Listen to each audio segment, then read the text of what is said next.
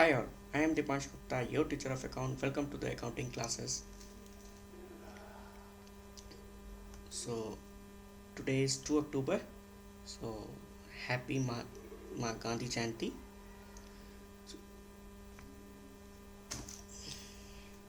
So Mahatma Gandhi सिर्फ एक उनका कोड वर्ड है था, we can never forgive and the forgiveness is the attribute of the strong. या सो नो टाइम वेस्ट, चलते हैं और सीखते हैं most important concept called it as consistency. Consistency, आपको क्या लगता है कंसिस्टेंसी का मीनिंग क्या हो सकता है?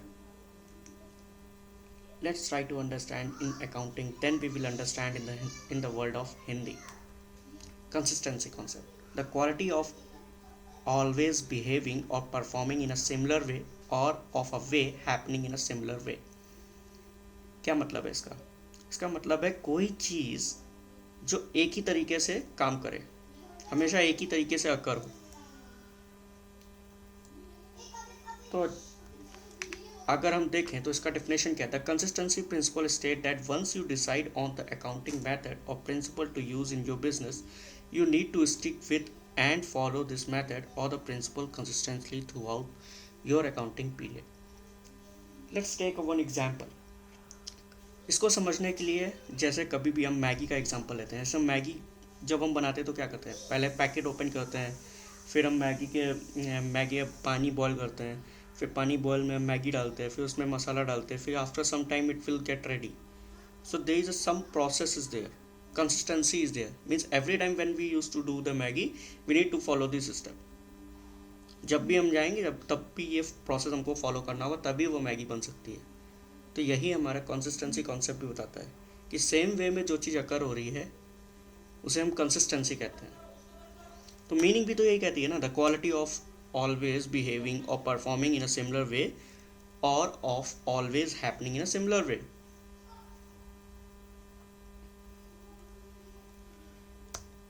So, we will take one example in the accounting world.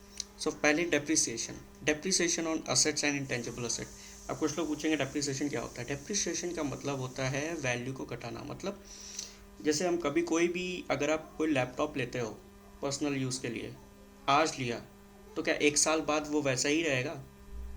कुछ खराबी हो सकती है उसमें, उसकी वैल्यू डाउन हो सकती है. जैसे हम हमेशा सुनते हैं कि कार की हमेशा जैसे जैसे शोरूम के बाहर आती है वैसे उसकी कॉस्ट घट जाती है.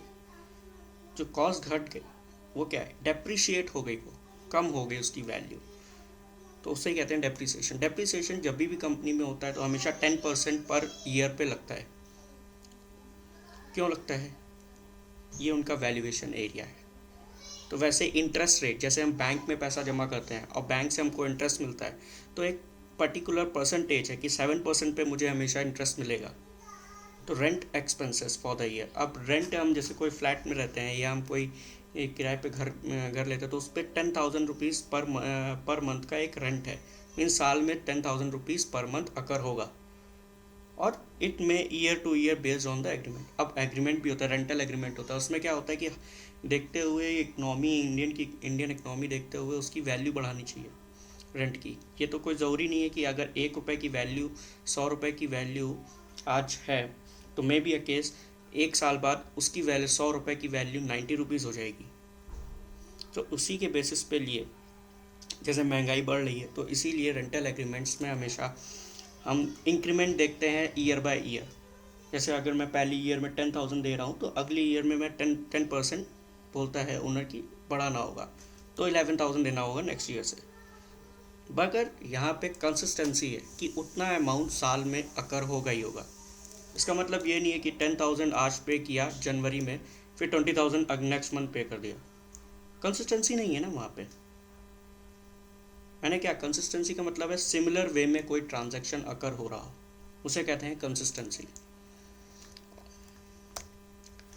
ये पिक्चर क्या बताती है? Picture is a worth of 1,000 words.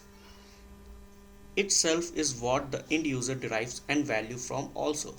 इसका मतलब यही है कि इस पिक्चर में क्या है, कंसिस्टेंसी दिख रही है. हम कोई चीज़ लिख रहे हैं, रेंट अगर है तो रेंटल एग्रीमेंट है, उस पर 10,000 लिखा हुआ है per month.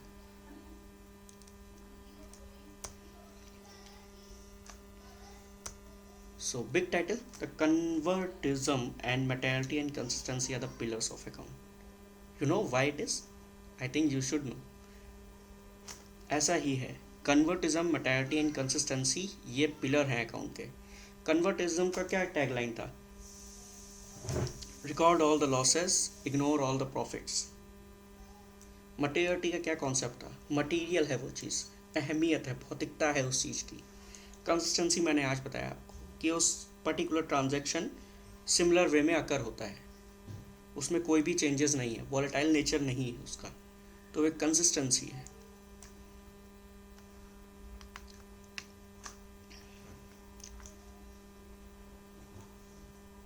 So hope you all are able to understand my concept, that is consistency. If you have any doubt, please bring me. Please comment on the below comment box. And if you like this video, please subscribe my channel and please comment on the comment box. And one more thing I need to tell you, going forward we are starting the new chapter called it as business transactions. There we will understand about the different types of words used in the accounting which are belongs to the daily lives. मतलब वो चीज़ हम use करेंगे जो हमेशा daily life में होती है, वही वर्ड्स जो हमेशा करते हैं हम डेली लाइफ में करते हैं, बट हमें उसका एक्चुअल अकाउंटिंग वर्ड नहीं पता है, तो हम उस चीज़ों के बारे में सीखेंगे इस नेक्स्ट चैप्टर में. Thank you all, meet you in the next video.